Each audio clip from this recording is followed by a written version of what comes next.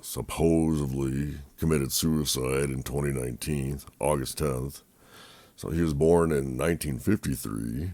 Let's see, he was an American financier and child sex offender. Ooh. He began his career as a math teacher. It's like, I didn't know that.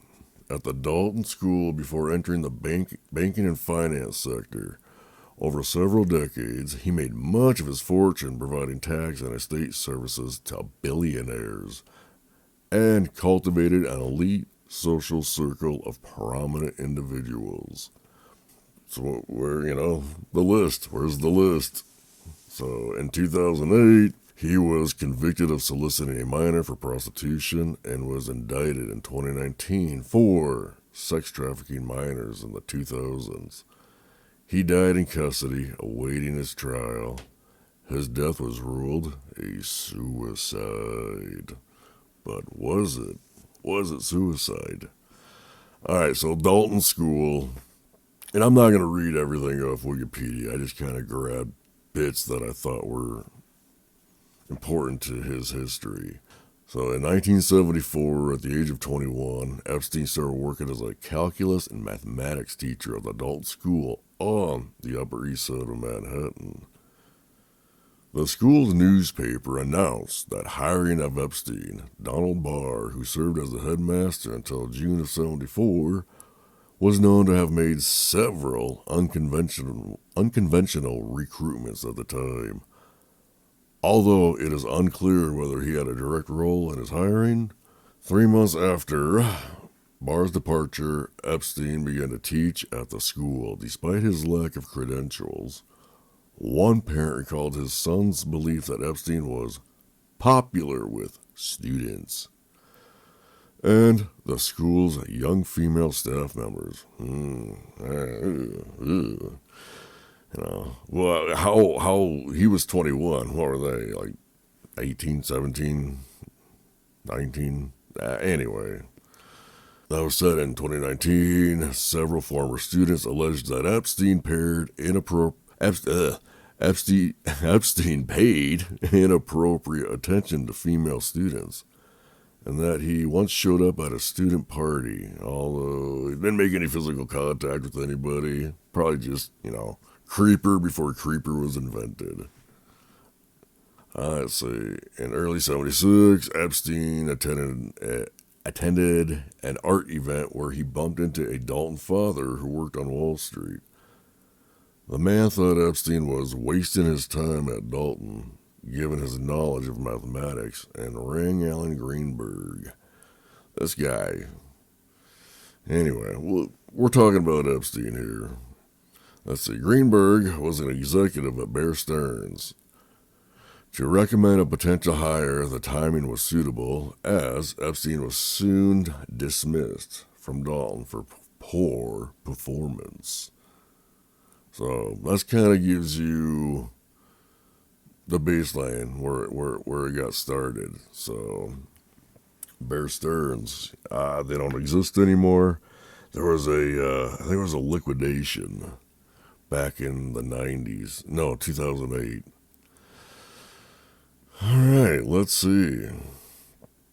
So he worked at Bear Stearns. Let's see. So from 76 to 81, he worked at Bear Stearns, where he reportedly impressed Alan Greenberg, who preferred hiring men of modest backgrounds with a deep desire to become rich. Epstein met senior trader Michael Tenenbaum, who recalled Epstein a hell of a salesman. Epstein began at the firm as a low-level junior assistant to a floor trader.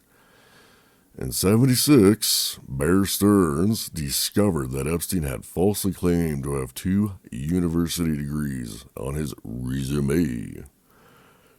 In Tenenbaum's recollection, Epstein calmly admitted to it, stating that nobody would give me a chance without degrees. Tenenbaum agreed to give Epstein another chance. Epstein swiftly moved up to become an options trader. So I guess that's better than a floor trader? I don't know. I don't know anything about how that all works. It was big in the 80s. There was a lot of movies about it back in the 80s. I was there as a kid. working in the special products division. So in 1980, Epstein became a limited partner at 27 years old with a salary of $200,000 a year. Man, that's like that was about 800,000 in 2025. Jeez.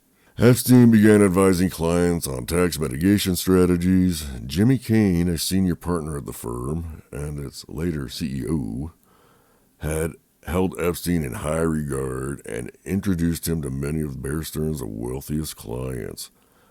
Epstein appealed to clients. He was reportedly charismatic and offered complex trading strategies that could save ultra-wealthy clients huge amounts in taxes. So basically, he just kind of became an advisor to help you dodge taxes. I don't blame anybody for who wants to pay taxes. Nobody. Epstein began having regular lunches with CEOs and establishing a network of contacts, which, according to Tenenbaum, is what really cultivated his later success. Alan Greenberg would come to view Epstein as his protege. So, alright. So anyway, he left the company, Bear Stearns, back in, I think, 87? So, there was a falling out. He was accused of, taking $15,000 for a personal loan for a friend, and I guess that violated some like trading law. I don't know how all that works.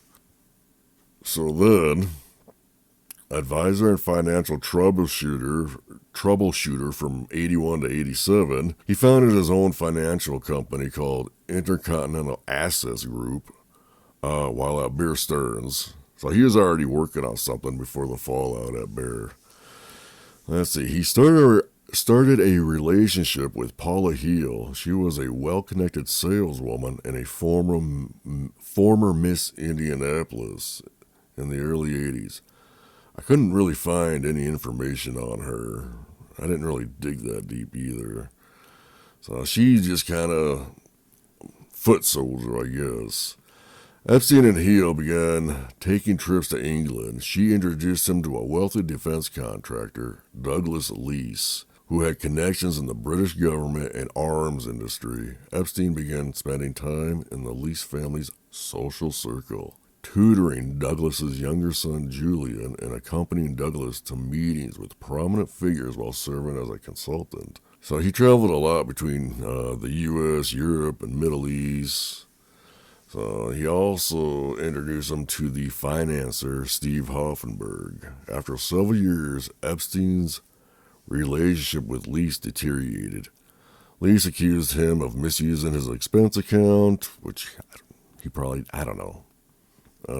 You can read it on here. I'm not really going to get into that. Let's see. So, taking a lot of trips and staying in luxury hotels. Whatever. Let's see. Relationship with Jeff. In 87, Steve Hoffenberg met Jeff through a British defense contract. I already said that.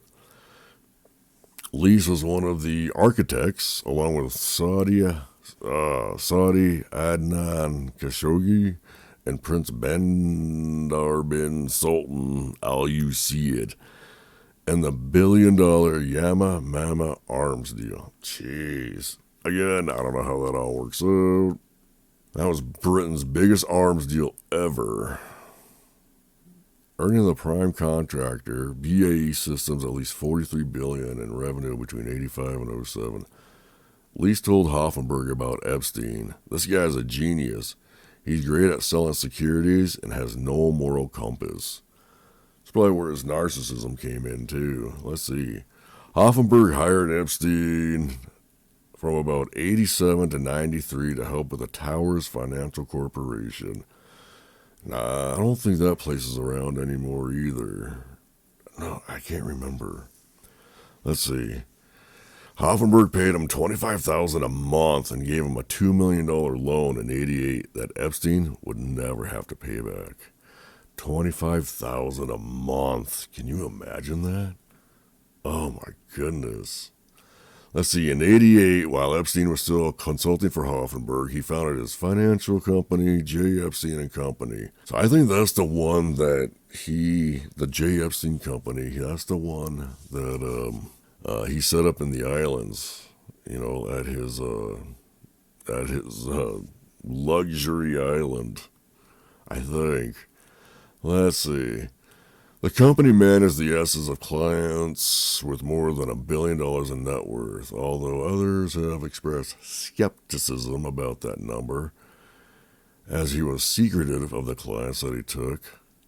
The only publicly known billionaire client of Epstein was Leslie Wexner, chairman and CEO of L Brands, formerly The Limited, and Victoria's Secrets. All right, so in 86, Epstein met Wexner through their mutual acquaintances, insurance executive Robert Meister, and his wife in Palm Beach. A year later, Epstein became Wexner's financial advisor and served as his right-hand man. Within the year, Epstein had sorted out Wexner's entangled finances, and in 91, Wexner granted Epstein full power of attorney over anything else of legally binding nature on Wexner's behalf. That's some trust right there. It was during this time that Southern Air Transport relocated its headquarters to service Wexner's brands. Wow, this guy's important, I guess. Alright, and that Epstein dated models like Stacey Williams. Don't know who that is. Epstein represented himself as a global talent scout for Victoria's Secrets during this time and used his powerful position to sexually manipulate young women. By 95, Epstein was the director of the Wexner Foundation, Wexner Heritage Foundation. Made himself big top dog for all these foundations. He was also the president of Wexner's Property. Which developed part of the town of New Albany outside Columbus, Ohio, where Wexner lived. Epstein made millions in fees by managing Wexner's financial affairs. Epstein often attended Victoria's Secret fashion shows and hosted the models at his New York City home, as well as helping aspiring models get work. In 96, Epstein changed the name of his firm to the Financial Trust Company, and for tax advantages, based on the island of St. Thomas. Wasn't that his little tropical paradise? And the U.S. Virgin Islands. By relocating to the U.S. Virgin Islands, Epstein was able to reduce federal income taxes by 90%. And you know what? A lot of rich people will do that. That's why they have offshore accounts. So they only have to pay whatever in taxes. America can't touch it. Well, they can, but whatever. We're not here for that. We're here to find out where it all started, where his perversion started. So, was he a narcissist? So that's what we're here to find out. I mean, we know. I'm just at the beginning. I wanted to go from the beginning. All right, so the U.S. Virgin, blah, blah, blah, blah, blah, blah, blah. So I'm almost done with all this. I just wanted to put it just wanted to read it to you. Like I said, you can get it on Wikipedia. That's where I got it from. I'll put a link down in the description. All right, legal issues. First known complaints to the FBI and police was in 96. Artist Maria Farmer, who had worked for Epstein as an art advisor and property manager, alleged in a report to the FBI that Epstein has stolen nude and semi-nude photographs of her 12 and 16-year-old sister. Gross. Sold them and threatened to burn her house down if she told anybody. Man, what a psycho. Narcissist. What a narcissist. According to Farmer, she came to believe Epstein had stolen and sold her photographs after she found them missing from a storage box. She also alleged that Epstein asked her to photograph young girls at a swimming pool. Ugh. All right, in 97, a 27-year-old model and actress, Alicia Arden, filed a report with the Santa Monica Police Department alleging that Epstein had groped her during a purported audition for Victoria's Secret in a hotel room. According to former Victoria's Secret executives, Epstein, then a financial advisor to the brand's owner, Les Wexner, had posed as a modeling scout for the company on several occasions, telling aspiring models he could help them land work. Following Arden's report, a detective contacted Epstein, who gave a conflicting statement. Of course, I think everybody does. A conflicting statement. The police report also stated that Arden did not wish to press charges, but wanted Epstein warned. Okay. Sure, dude. Police closed the case in 2019. In 2019, Arden disputed the police record, while police maintained if the victim tells the detective they do not wish to prosecute, then the detective will close the case. Well, all right, there you go. So they probably just want to get the case solved, then closed. Again, I don't know how that all works. So that's where it started. So he had narcissistic traits. I just wanted to read all that boring stuff. So, back to, I forgot about this part. This is kind of important. So Cosmopolitan named Epstein their Bachelor of the Month in, what was it, I thought I had it on here. What was it, 1981? I think it was 1981. All right, so... let's see. Cosmo encouraged interested women to write to him. On one work trip, Epstein purchased $10,000 of jewelry and clothing for a girlfriend and charged it to the company. Although, reportedly, he faced no consequences. Alright, so in 81, trouble arose for Epstein when the firm investigated a $15,000 personal loan he made to a former classmate, which may have breached federal brokerage rules. The firm also questioned initial public offering shares held by his girlfriend.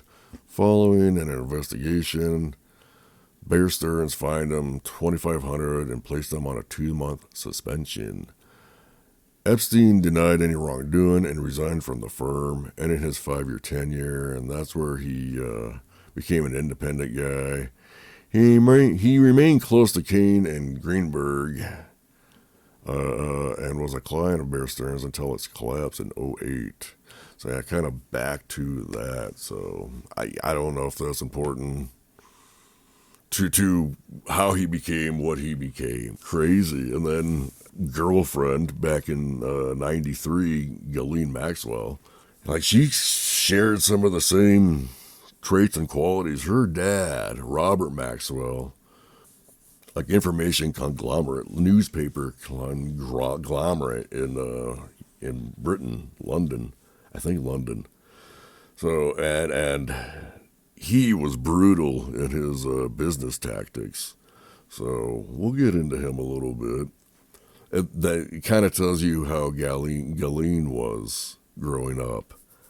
So it gives you an idea into her life. So, but Robert Maxwell either slipped, jumped, or was pushed over the edge of his yacht. So he died. That was back in 91. So he was heavily in debt, like I think $2 billion in debt. And he died in 91, leaving his family with nothing. And I think that's kind of another reason why Ghislaine Maxwell was following Jeff, because she knew that he had a lot of money and she was probably scared. She didn't know how to work. Hey, welcome to a British food store, working a cash register back then. She didn't know how to do that. Nobody would hire her. Here, this is how you fold a towel. She doesn't know how to fold a towel. And she got in. That's probably why she got into it, was desperation. And now she's serving a 20-year prison term. So there was an interview where she was like, I wish I never would have met him. Oh, you hung out with him for a long time. Trying to survive. That's all you were trying to do. I think she got into it too.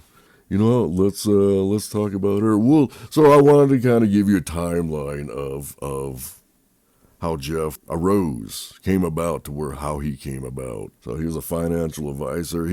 Man, I gotta tell you something about. I think it was the Greenberg guy. Man, that guy was shady, shady. Was it Alan Greenberg? Let's look him up real quick. My apologies, not Alan Greenberg, Stephen Hoffenberg. So this guy was just shady too. So that's probably another reason why Jeff became the way he became. So we'll talk about him. I think he's a real big key component of how Jeff conducted business. Well, maybe we'll do Steve first, and then Galen. So all right, cool. There we go. First episode of Into the Static. So, yeah, he was a narcissist. Guy was crazy. All right. Thank you. Bye.